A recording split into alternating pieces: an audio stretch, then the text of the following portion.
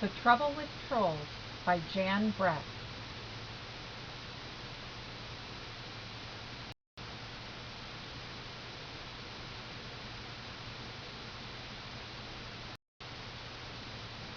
My name is Treva, and I have had trouble with trolls.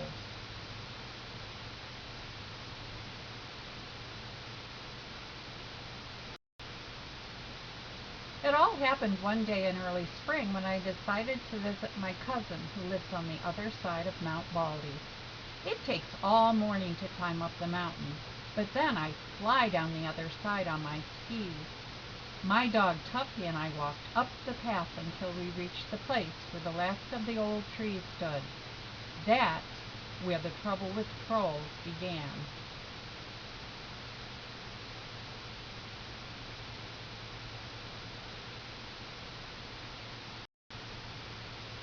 As we walked through the trees, something scuttled by. Tuffi ran after it. I heard a yelp, and there was Tuffi caught tight in the arms of a troll. I was certain that's what he was, with his long furry tail, big ears, and one gold earring. The troll squealed and growled, "I want dog."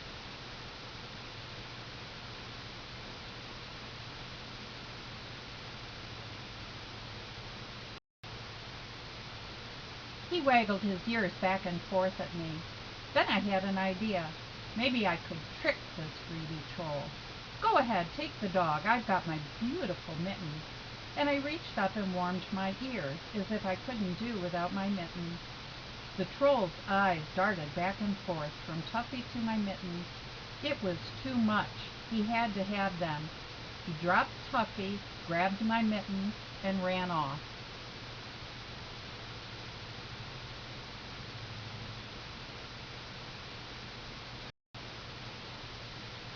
I was so pleased about tricking the troll that I didn't notice that Tuffi was missing again until I came face to face with a second troll.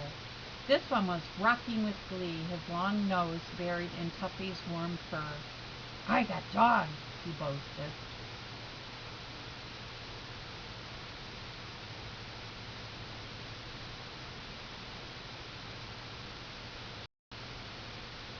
I shrugged. "Oh, you can have the dog," I said. "Just don't take my favorite pom-pom hat." I fluffed it up and dusted my nose with it. The troll's eyes lit up. He snatched the hat and scurried away as fast as he could go.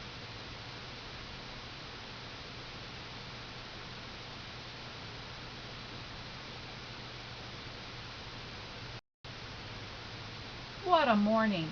I had lived on Mount Baldy all my life, and I had never heard of anyone ever seeing a troll. It was time to take steps. "Tuffi," I ordered, "from now on you follow me." What I didn't know was that a third troll was sneaking up behind us. I heard a noise.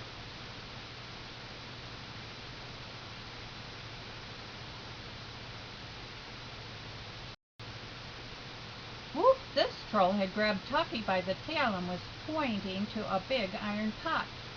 "Pull, pull!" she cried. I slipped off my sweater when she wasn't looking. "Whew!" I said, "that leaves my special puller." I put a rock down the neck of my sweater and pulled it by the arms to show how it worked. Trolls are dim, but this one was smart enough to see that my sweater was just the thing to drag her pot. She scampered away with it, and Tuffi and I listened to the bong, bong, bong of the pot bouncing down the mountain.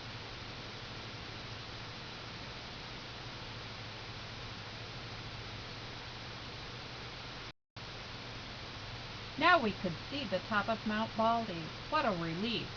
What we didn't know was that we were walking toward double trouble. As Tuffi and I squeezed between two boulders, twin trolls jumped out. "Ha ha!" they bellowed together, and they pounced on Tuffi.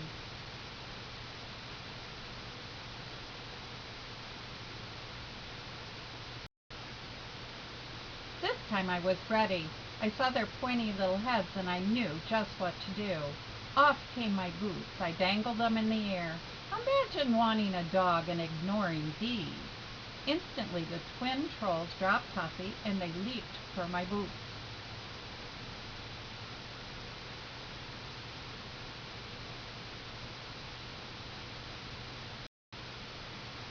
As they disappeared into the distance, I looked down at Tuffi. The top of the mountain was close. I'm not taking any chances. I'm going to carry you the rest of the way.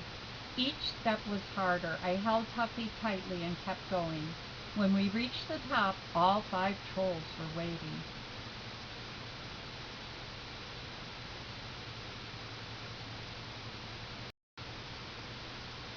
"We want dog," they bellowed, and they ran toward us. In the scuffle, they got Tuffi away from me. I closed my eyes to keep back the tears. Then I knew what to do. I reached around and I unbuckled my skis. I held them so the sun would sparkle on their shiny paint. I shook them so the trolls could hear their tiny bells. I waved them through the air, making a swoosh, swoosh sound. Finally, I whispered as if it were a big secret, "I can fly with you."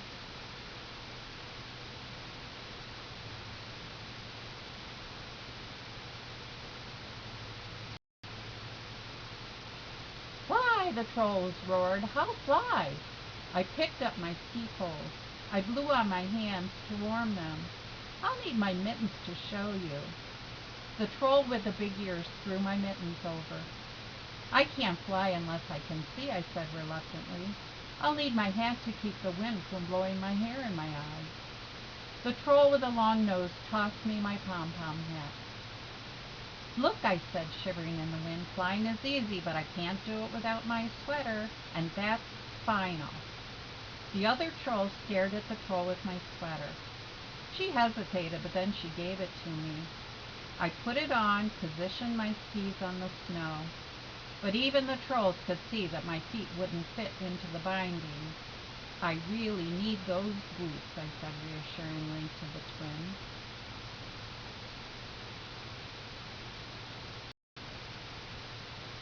Now I had everything back: my mittens, my hat, my sweater, my boots. I stood at the top of Mount Baldy, ready to go. I held a piece of yarn high in the air to test the wind for flying. It was too much for those greedy trolls. "Fly, fly, fly," they clamored. "I need you to push me." "Can't push," they cried. "Hold dog." "Okay," I said, fine. "I'll hold the dog."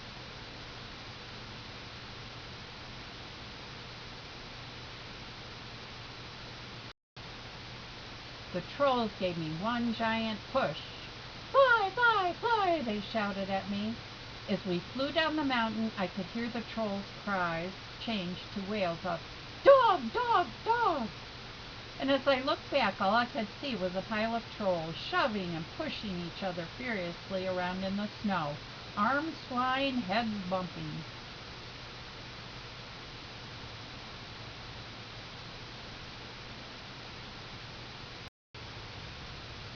Tuffi and I made it safely down the mountain, and the trolls have never been seen again. But if you travel over the top of Mount Baldy in the early spring, you can see the white cotton grass waving wildly in the wind. It's all that's left from the day I had trouble with trolls.